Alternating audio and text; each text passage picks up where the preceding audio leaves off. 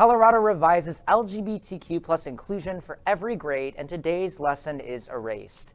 In November, a committee tasked with reviewing Colorado's social studies standards recommended expanding the presence of diverse subjects to meet goals set by recently passed legislation. These proposals said teachers should make sure they discuss the experiences of disadvantaged communities like the Black, Latino, Native American, and LGBTQ plus populations in civics lessons. They also included revisions to how Holocaust and genocide studies are taught.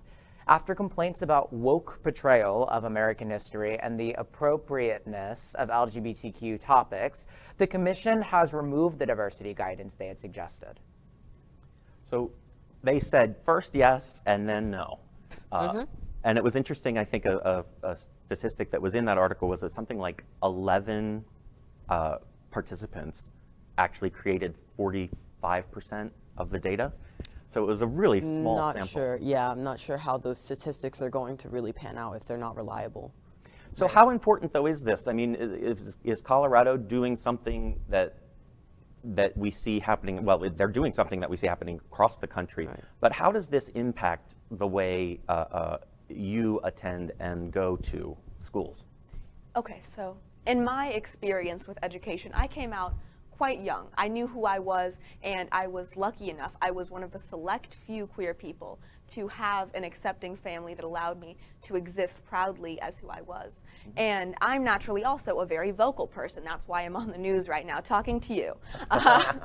But it is an act of silence, like this type of legislation where we move queer people and queer history away from earlier segments of public schools in the hopes of completely removing it from public school education. We misrepresent history. We misrepresent how things have been communicated, and we act as though queerness is in some way corruptive or can be negatively influential upon children. It's gross. As I'm currently in high school still, and I don't really understand how they're going to go about this, because I think it's really important because that they teach these things, because if you don't want this part of history shown just because it's ugly or it's a negative portrayal, then you don't want American history taught. You're not telling the truth. You're picking and choosing what you think is okay for these kids to hear, and they're going to grow up being completely oblivious to all of these things, and it's a very strict representation of those who don't know history are destined to repeat it. If they do not know what is going on or what happened to the people, their ancestors, their family, their community members, how are they going to know how to go about these things when we do have our government suppressing us? Right.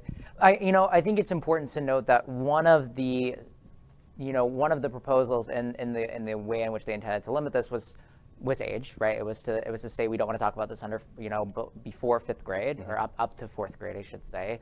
And one of the things that we heard, which we've heard time and time again when we're covering the Don't Say Gay bill, which obviously we've done plenty on the show, is we don't want kids to be learning about sex. And luckily we have, folks in Colorado that are advocating on behalf of the LGBT community and are saying, look, you can talk about LGBT history, the existence of LGBT people, the existence of LGBT families, right, without discussing what's going on in the bedroom. And you can do that, in an extremely age-appropriate way at any age that you would be comfortable talking about any two people in love or in a relationship of any variety. Sexuality doesn't just have to do with sex.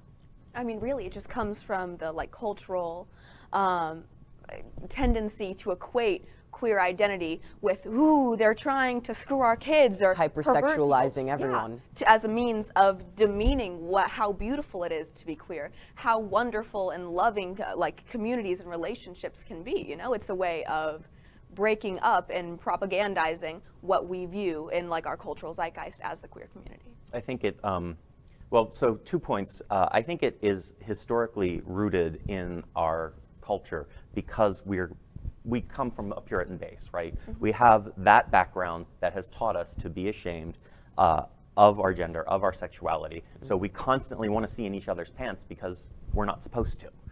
And so the more we normalize sex and sexuality, the less likely we are going to be to kind of have that shame and want to overcome that shame. Right. But at the same time, I'll say from a professor's point of view, education is funded by the state, and it should be. The state should want their an educated electorate.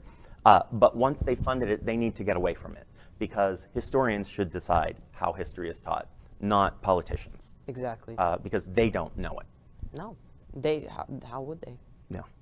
LGBTQ plus news is vital for our community and for the broader world as a whole. We have enough enemies at Fox News. Tucker, Sean, and Laura are loud.